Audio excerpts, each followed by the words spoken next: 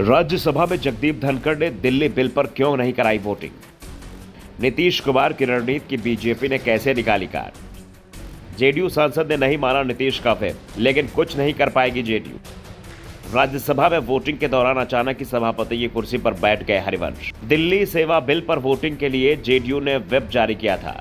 यह व्हिप राज्यसभा में deputy chairman Harivansh Narayan Singh whip में साफ था कि दिल्ली बिल पर जब वोटिंग होगी तब आपको राज्यसभा में रहना है, बिल के खिलाफ वोट देना है। दरअसल हरिवंश लंबे समय से बीजेपी के करीब दिखाई दे रहे हैं। संभावना इसी बात की थी कि अगर नीतीश कुमार व्हिप जारी नहीं करेंगे तो वो वोटिंग में हिस्सा नहीं लेंगे या बिल के समर्थन में वोट डाल देंगे, इसलिए उनके लिए व्हिप जारी किया गया था। इसके बाद से हरिवंश धर्म संकट में फंसे हुए थे।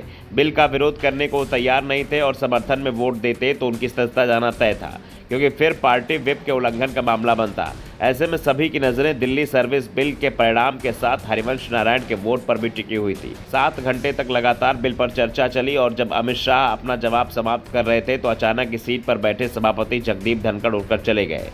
वोटिंग से पहले अचानक इस सभापति की चेयर पर हरिवंश नारायण सिंह बैठ गए और उसके बाद पूरी वोटिंग प्रक्रिया उनकी निगरानी में ही कराई गई। संविधान के अनुच्छेद 89 के मुताबिक सदन को संचालित कर रहे डेप्यूटी चेयरमैन पहली बार में वोट नहीं दे सकते। हाँ, मामला टाई होने पर ही वो वोट डाल सकते हैं। यानी दिल्ली सर्विस बिल पर अगर मुकाबला बराबरी का होता तो हरिवंश को वोट देने की नौबत नहीं आती, नहीं तो वोट ही नहीं दे सकते थे।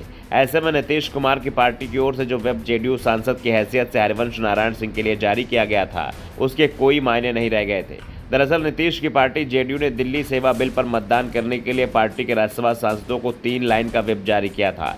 इस बार राज्यसभा के उपसभापति हरिवंश नारायण सिंह को भी स्पीड पोस्ट से व्हिप पहुंचाया गया था। राज्यसभा के उपसभापति का पद संवैधानिक होता है। अब तक कभी भी उपसभापति को व्हिप नोटिस नहीं भेजा गया था। बताते हैं कि नीतीश ने जब बीजेपी से नाता तोड़ा था तो वो चाहते थे कि हरिवंश उपसभापति का पद छोड़ दे, लेकिन उन्होंने ऐसा नहीं किया। हरिवंश ने नीतीश को जवाब दिया था। ऐसी स्थिति यूपीए 1 के समय बन रही थी। 2008 में अमेरिका से परमाणु करार के मामले में वाम दलों ने मनमोहन सरकार से समर्थन वापस ले लिया था, जिसके बाद लोकसभा में सरकार के खिलाफ अविश्वास प्रस्ताव आया था। यूपीए की मदद से वो स्पीकर बने थे। उस समय के सीपीएम महासचिव प्रकाश करात चाहते थे कि चटर्जी लोकसभा स्पीकर पद से इस्तीफा दे दें, लेकिन चटर्जी ने साफ कर दिया कि ये पद किसी पार्टी का नहीं है, संवैधानिक पद है, इसलिए वो सिर्फ इसलिए पद नहीं छोड़ेंगे कि पार्टी का आदेश है। और जब पिछले साल जेडीयू एनडीए से अलग हुई तो वही जवाब हरिवंश ने दिया। साथ ही ये भी कह दिया कि सोमनाथ चटर्जी के मामले में नीतीश ने लोकसभा स्पीकर के फैसले का स्वागत किया था।